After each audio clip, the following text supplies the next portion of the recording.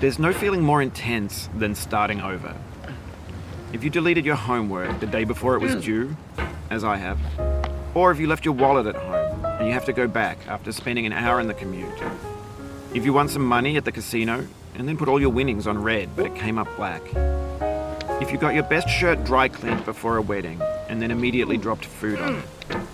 If you won an argument with a friend and then later discovered that they just returned to their original view. Starting over is harder than starting up.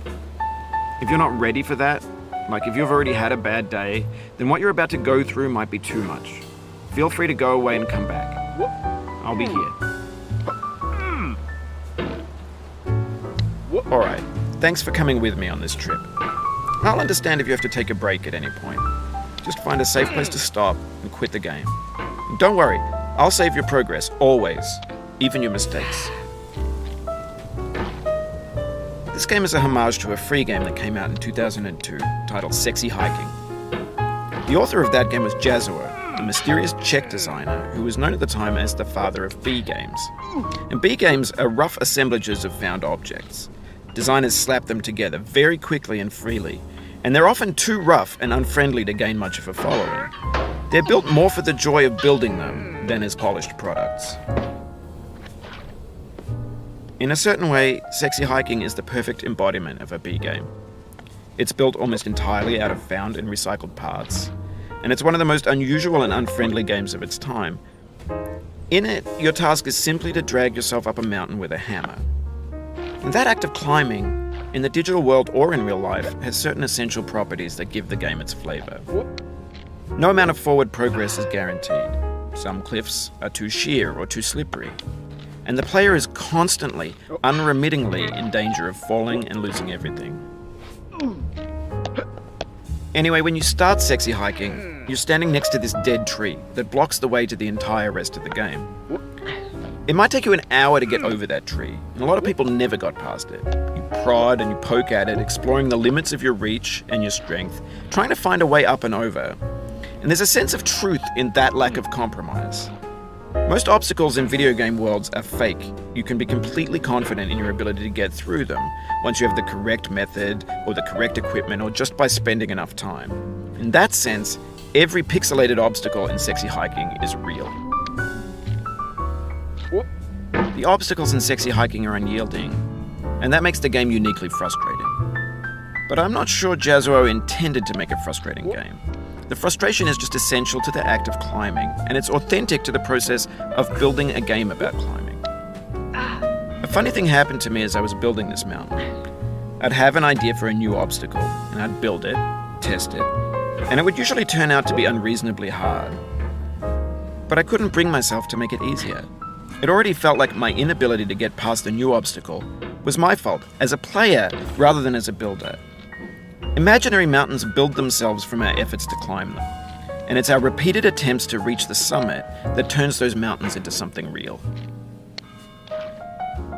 When you're building a video game world, you're building with ideas, and that can be like working with quickset cement. You mold your ideas into a certain shape that can be played with, and in the process of playing with them, they begin to harden and set until they're immutable, like rock. And at that point, you can't change the world. Not without breaking it into pieces and starting fresh with new ideas. For years now, people have been predicting that games would soon be made out of prefabricated objects, bought in a store and assembled into a world.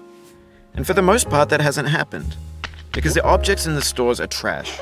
I don't mean they look bad or that they're badly made, although a lot of them are. I mean they're trash in the way that food becomes trash as soon as you put it in the sink. Things are made to be consumed and used in a certain context, and once the moment is gone, they transform into garbage. In the context of technology, those moments pass by in seconds. Over time, we've poured more and more refuse into this vast digital landfill that we call the internet. It now vastly outnumbers and outweighs the things that are fresh and untainted and unused. When everything around us is cultural trash, trash becomes the new medium, the lingua franca of the digital age. And you can build culture out of trash. But only trash culture. Be games, be movies, be music, be philosophy. Maybe this is what digital culture is.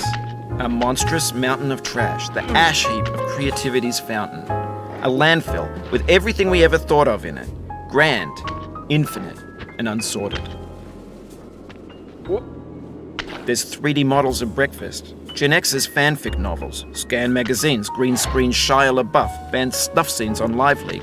Facebook's got lifelike bots with unbranded adverts and candid shots of Kanye and Taylor Swift mashups, car crash epic failed GIFs, Russian dashcam vids, discussions of McRibs, discarded, forgotten, unrecycled, muddled, rotten, untitled. Everything's fresh for about 6 seconds, until some newer thing beckons and we hit refresh. And there's years of persevering disappearing into the pile, out of style, out of sight. In this context, it's tempting to make friendly content that's gentle, that lets you churn through it but not earn it. Why make something demanding if it just gets piled up in the landfill, filed in with the bland things? When games were new, they wanted a lot from you.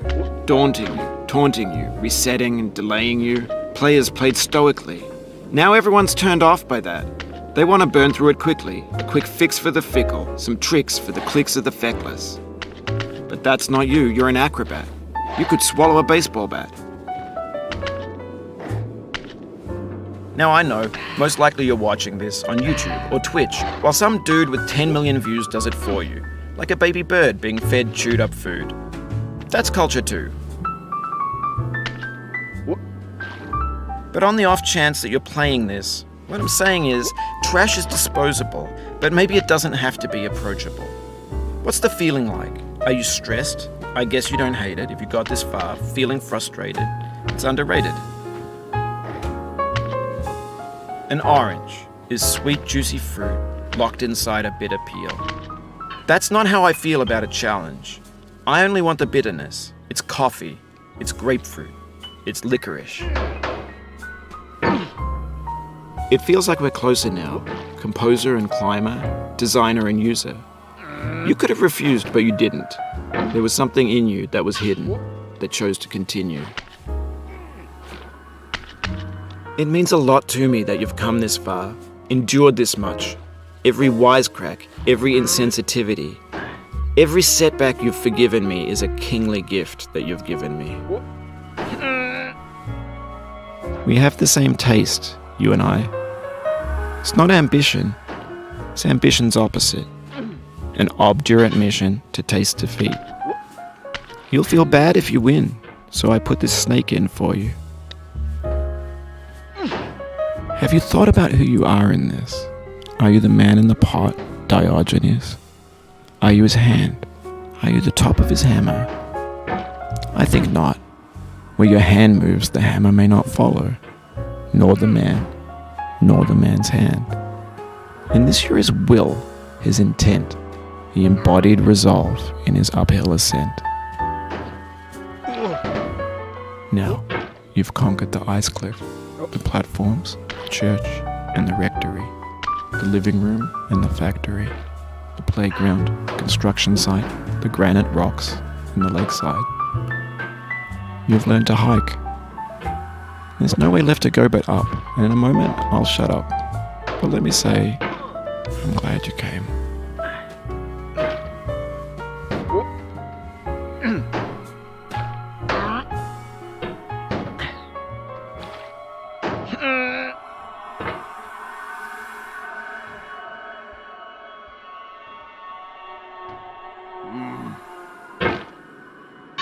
What? Ugh. Ugh. What? What?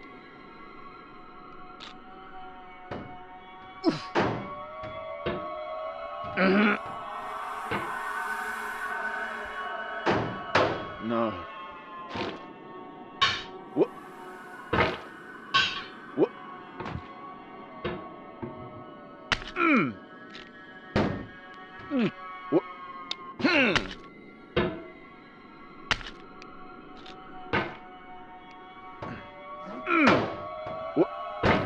What?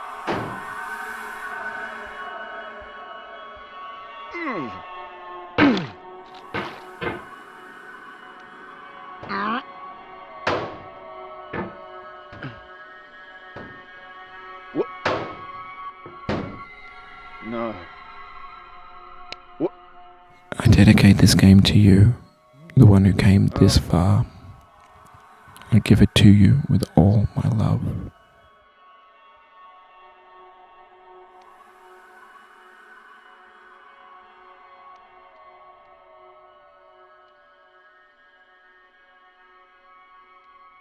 Oh.